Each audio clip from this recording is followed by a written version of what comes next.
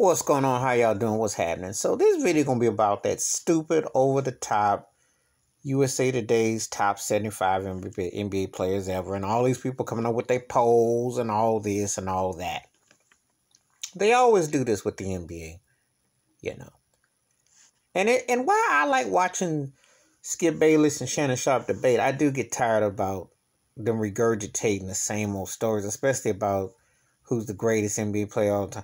Now, I will say, Skip Bayless' argument is a little bit more closer to me for one thing. I like the fact that he gives Michael Jordan his due, but he has Magic Johnson, he has Shaquille O'Neal up there. I can go along with that. But I don't have no particular ranking, because if you're one of the 10 to 15 greatest players ever, you can make the case that you're the GOAT. And I'm going to tell you why. That's like being the 12th man. When you're in that upper tier echelon, I said like the top 25, 15 to 25, those are the best of the best. No diss to 26 to 75 or 26 to 50, but there's these tiers to it. And if you consider it first tier, you know the guys are usually who are first tier. So I ain't got no problem with it. The problem I have when they have these debates is that they rain down on the old school.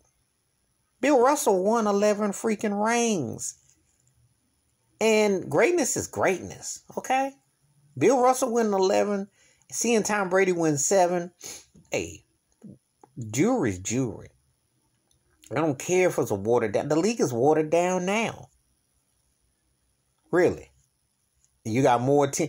I liked it actually with less than you got more now, because the way the stuff is so fixed and fake now, you already know who's going to go to these shows. So, I mean, what's your story? Russell got more rings, and you could call him the GOAT. I wouldn't have no problem with it, because to win with defense, they always say, well, he was defensive minded. Ain't Floyd Mayweather defensive minded? Ain't he considered the best of his time, and he's undefeated? I mean, can't compare him, but he's best for his time. He's one of the greats. He's in that upper echelon. So Bill Russell, so hey, yeah, I'm one of the few people that are going to put Bill Russell and Floyd Money Mayweather in the same sentence. And I did it. What you think about that? I'll make a strong case for Larry Bird. Still the baddest white basketball player I ever saw. All due respect in between the Kevin McHale and Rick Barry, still the baddest American-born white player I ever saw. You know, and I didn't say Dirk Nowitzki because he's not born in Germany and the other guys, but Larry Bird. And Larry Bird looks even greater as time goes on. Because I'm not so sure in my heart of hearts that I could take LeBron James over Larry Bird. He's more skilled than Larry Bird, more commercially endorsed than Larry Bird, but I don't think he had a bigger heart on that court than Larry Bird. I can't say that. I can't say that definitively. I always hold Magic Johnson in high regards. Showtime, because Showtime was a way of life, and he, as a 6'9" point guard, was incredible. But I strong case seeing Steph Curry. If Steph Curry gets another ring, I make a strong case of Steph, because Steph Curry didn't change the course of basketball. So it's some debates. I still haven't seen a more dominant, better big man than Shaquille O'Neal. And Shaq is way up on my list. I don't care what these so-called experts say. You can't have the list unless Shaquille O'Neal's in the top 3 or 4 as far as I'm concerned. And I say that all due respect to Wilt Chamberlain, who's like the Babe Ruth, Barry Bonds of basketball, and the stats are there. But Shaq not only dominated and changed the course of the game and they changed the rules, he was a bigger winner than Wilt Chamberlain too. That's a fact. You can't make that up. Yeah, no. I could put Kareem Abdul-Jabbar. Could have Kareem as number 1 too, because Kareem Abdul-Jabbar dominated high school, college, and the pros. And I don't care because he played with Magic. He still the sky hook is the most unstoppable shot. And right now he still has the most career points. Even if LeBron does pass it up, I still think Kareem was a better scorer than LeBron James. Kareem just incredible, and he was clutch. Incredible. Tim Duncan, the most slept on, incredible, you know.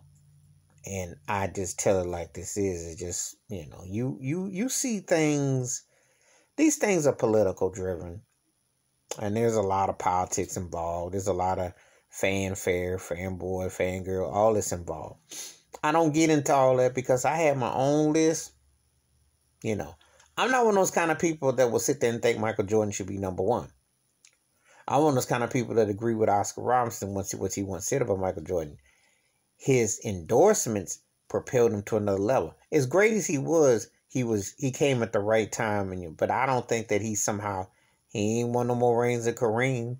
He ain't won more than Bill Russell. So why is he number one? Because he was an incredible, talented two guard. I will give you that. However, it ain't like somebody like Kobe Bryant then come along and emulated verbatim and nearly duplicated it. Okay? And it ain't like someone like Dwayne Wade, who's a great defensive two guard, and to me, just as good of a two guard on defense as Michael Jordan. And as clutch of a player as Kobe Bryant as a two guard. But he ain't gonna never crack no one's top 10 or top 15 hardly. But I'm just saying, you can make a lot of debates for a lot of guys. You're not wrong. It's a matter of opinion, a matter of what your eyeballs wants to say.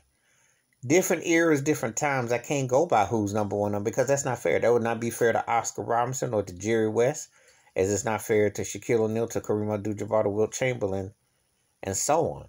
Can't do it because it's not fair. We can sit here and debate what is. You can't say one player is more than this and the other because what are you basing your criteria on? And that's what I don't like these cats do. And to me, it's just another plantation run because they're going by the marketing and the manipulation. That's why they have Jordan and LeBron so high, because it's marketing and manipulation. It ain't all about basketball. Just being real. Please hit like, subscribe, welcome thoughts and comments, and I do respond. Thank you. Wash your hands, keep your mind clear, watch out for another, and I'll be welcoming your NBA top 75. Give it to me. I'm out.